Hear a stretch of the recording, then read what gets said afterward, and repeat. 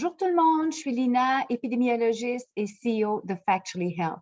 Évidemment, l'équipe, vu la COVID, l'équipe ne s'est pas réunie, alors c'est à moi que revient l'honneur de faire cette vidéo. Alors, comment est-ce que la pandémie nous a impactés? La pandémie a tout changé pour nous, ça a tout chamboulé.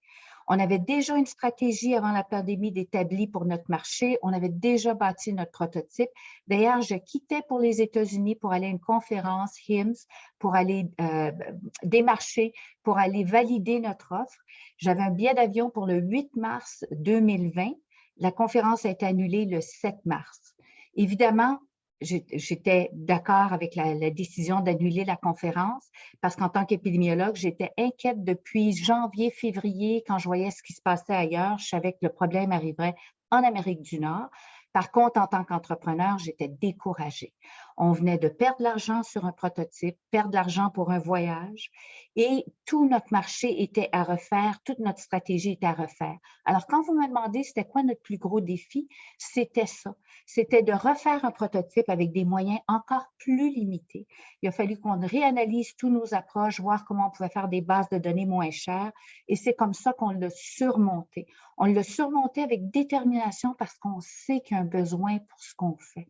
On sait qu'il y a un problème de mésinformation pour les patients. Dans notre travail, par exemple, on a trouvé 49 sujets de mésinformation sur le cancer du sein et on sait que toutes les maladies ont un problème. On sait que les professionnels de la santé passent du temps à défaire la mésinformation.